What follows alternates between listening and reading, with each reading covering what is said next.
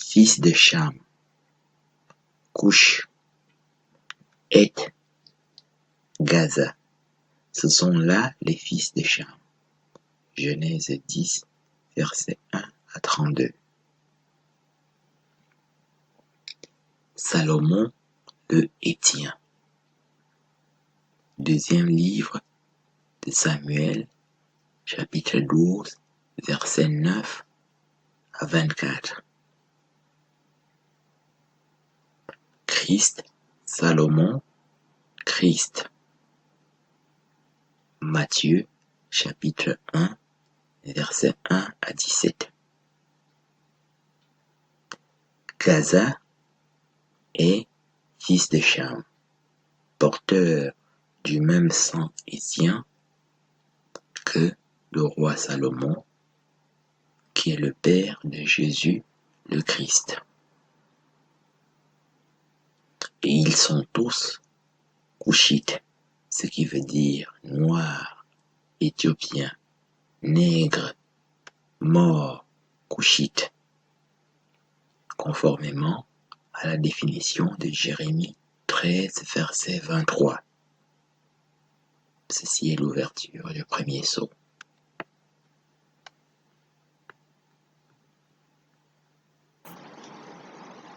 Madian, Gaza. Livre des Juges, chapitre 6, versets 1 à 4. Éthiopie, Madian. Habakkuk, chapitre 3, verset 7. Gaza est madianite et éthiopien, encore appelé Cush. Ouverture du deuxième sceau.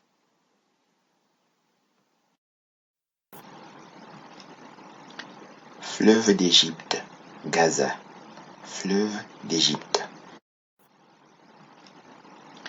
Fleuve d'Égypte, Gaza. Fleuve d'Égypte.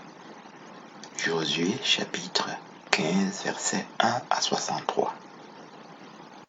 Fleuve d'Égypte, Jourdain, Jourdain, fleuve d'Égypte. Le même Josué chapitre 15 versets 1 à 63. Madian, Jourdain. Livre des Juges chapitre 6 verset 33. Gaza entoure le fleuve d'Égypte qui est le Nil et qui nous est aussi présenté dans le même Josué chapitre 15 comme étant le Jourdain, lequel Jourdain est madianite dans Juges chapitre 6, dans Juges chapitre 7 et dans Juges chapitre 8. Ouverture donc du troisième sceau.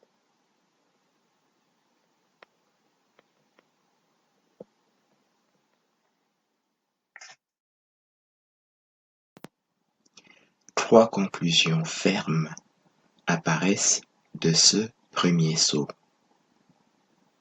Premièrement, les Ismaélites de la Bible sont noirs parce qu'ils sont égyptiens. Genèse 16, versets 1 à 16. Agar, l'Égyptienne, enfanta Ismaël à Abraham. Et comme nous l'avons vu jusqu'ici, ces Ismaélites, ces Égyptiens sont donc noirs. En sorte que Ismaël, le fils d'Abraham, est noir. Ismaël, le fils d'Abraham, est aussi noir dans Cantique des Cantiques, chapitre 1, versets 5 à 6. La Sunamite, qui est donc une Éthiopienne, reine de Saba, dit à Salomon, « Je suis noir comme Salomon et comme Kédar. » Cantique des Cantiques, chapitre 1, versets 5 à 6. Kédar, c'est le deuxième fils d'Ismaël, qui est donc noir comme l'Éthiopienne, reine de Saba, qui est aussi noir comme Salomon, dans le même verset. Troisièmement, les Ismaélites de la Bible sont encore noirs parce que ils sont fils d'Abraham et on vous lit dans Genèse 25, versets 1 à 2, Abraham enfanta Madian.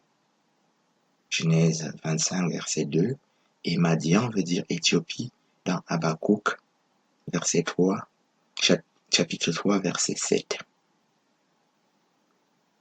Et les Ismaélites de la Bible sont Madianites, ce qui veut dire donc Éthiopiens. Ceci dans Genèse 37, versets 25 à 36. On dit Ismaël, Madianite, Madianite. Et encore dans Juges, chapitre 8, versets 22 à 26 et même 28. On dit à nouveau Ismaël, Madianite, Madianite. Donc les Ismaélites de la Bible sont noirs, au minimum à 3 reprises, en prenant les démonstrations les plus simples que nous venons de faire ici, en sorte que chacun peut se poser la question d'où viennent les Ismaélites d'aujourd'hui. C'est la première.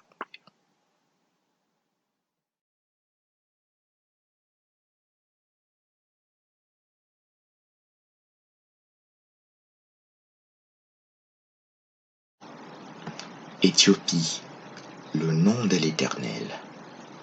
Isaïe chapitre 18, versets 1 à 7. Éthiopie, le nom de l'Éternel. Encore dans Sophonie chapitre 3, versets 10 à 14.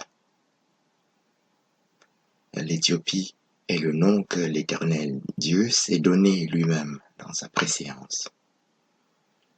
Et Psaume 83 nous explique que les 3 antéchrists, qui sont les 3 fausses religions, qui sont donc des loups, pillards, amalécites, déguisés en brebis, leur complot vise dans un premier temps, c'est-à-dire la première étape du complot vise à effacer le nom de l'Éternel. Psaume 83, versets 1 à 19. Ça, c'est la deuxième conclusion à tirer du premier saut. Dieu s'appelle encore les fondations du paradis dans le deuxième livre d'Esdras, chapitre 6, verset 2, qui sont les mêmes portes du paradis que l'on trouve dans Apocalypse 21, versets 9 à 22, et dans le deuxième livre d'Esdras, chapitre 4, et même encore dans Jean chapitre 10, versets 7 à 10.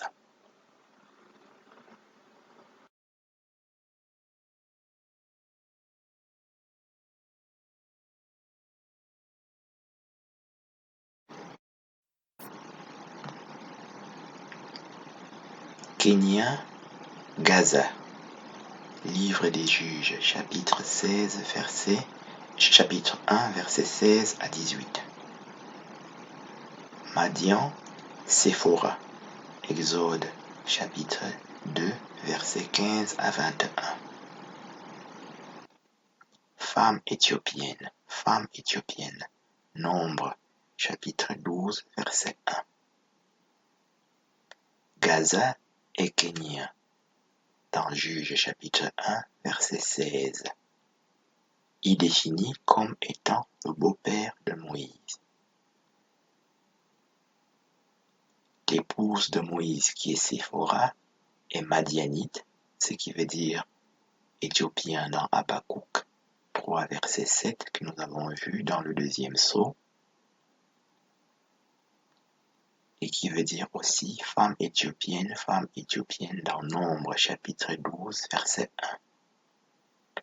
Gaza est donc éthiopien au sens littéral, au minimum à 2 reprises jusqu'ici. Ouverture du 4e sceau.